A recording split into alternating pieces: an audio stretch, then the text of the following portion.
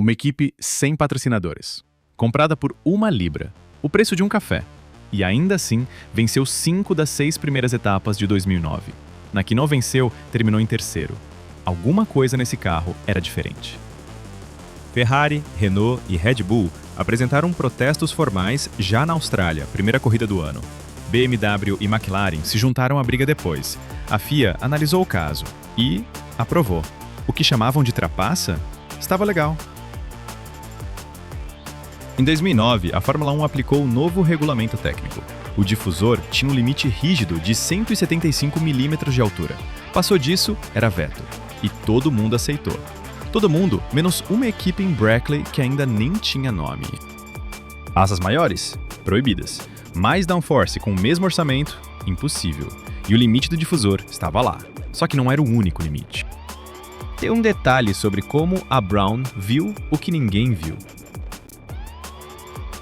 O regulamento restringia a altura de qualquer superfície visível debaixo do carro. Visível, debaixo. A regra regulava o que podia ser visto debaixo do carro. Então a Brown escondeu um segundo andar no difusor. O que ficava invisível, então, não estava proibido. Resultado, cerca de 0,3 segundos por volta. Mais área de saída, mais carga, mais eficiência em todo o restante do carro.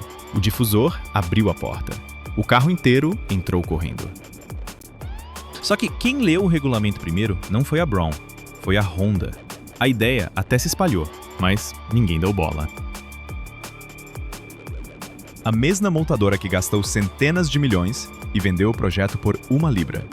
A Honda gastou centenas de milhões criando um carro que nunca pisaria num grid com o próprio nome. Mas antes de desistir, um engenheiro japonês leu o novo regulamento e viu o que ninguém mais tinha visto. A Honda viu a brecha primeiro, mas quando a ideia se espalhou, ninguém quis acreditar que era possível, até verem na pista. Essa decisão de ignorar custou muito caro para pelo menos 3 equipes. A Red Bull lutou para adaptar o seu pacote mecânico ao difusor duplo. A Brown entrou em Melbourne com tudo pronto. E não dá para copiar uma peça que você achou que não existia.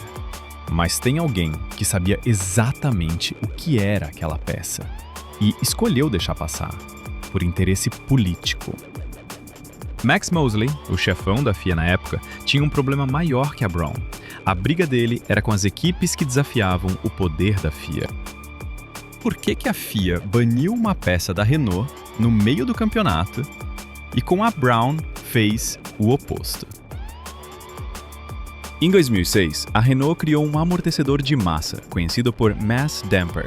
A FIA baniu no meio da temporada, dizendo que era um dispositivo aerodinâmico móvel. 3 anos depois, com a Brown, aprovou o difusor duplo, mesma FIA. Decisões diferentes. Por que a diferença? Segundo Adrian Newey, em entrevistas e no próprio livro, Mosley viu ali uma oportunidade política. Ferrari e McLaren lideravam a FOTA, a associação das equipes que desafiava o poder da FIA. Ele usou a Brown como instrumento. A decisão pode ter sido técnica, mas o efeito foi totalmente político. O regulamento foi só o pretexto. Não foi o difusor que salvou a Brown, foi a política que destruiu os rivais. Trapaça ou genialidade? Comenta aqui enquanto você descobre o que aconteceu com o conceito depois. Só que política nenhuma segura uma vantagem para sempre. Na segunda metade do ano, Red Bull e McLaren tinham seus próprios difusores. A Brown não tinha dinheiro para reagir. O carro parou de evoluir. E Vettel vencia uma atrás da outra. A maior ameaça, porém, veio de dentro do próprio box. Barrichello. Mesmo carro, mesma brecha. Outro piloto querendo o título. Button precisou segurar o campeonato contra o companheiro de equipe e contra Vettel ao mesmo tempo. E segurou. No Brasil, onde o título ficou matematicamente garantido. Com um carro que nasceu de uma brecha de regulamento e que custou 1 libra. A Brown correu uma temporada. E foi campeã. Nenhuma equipe fez isso antes. E nem depois. No fim de 2009, a FIA já planejava fechar a brecha. Mas não matou o conceito. Em 2022, a Fórmula 1 mudou completamente as regras aerodinâmicas. 50% de todo o downforce passou a vir do assoalho, canais Venturi, efeito solo. E quem supervisionou essas regras? Ross Brawn. A Brown venceu dentro da regra que todo mundo leu depois. E quando os rivais reclamaram, o árbitro disse: Vocês é que estão errados. Na Fórmula 1, às vezes, o maior talento não é velocidade, é saber ler uma regra. Ross Brawn ganhou com o assoalho em 2009. Em 2022, ele fez o assoalho virar lei. A equipe Brown leu as regras melhor que todo mundo. McLaren fez algo parecido com o F-Duct em 2010. E em 2022, o efeito solo virou regra oficial.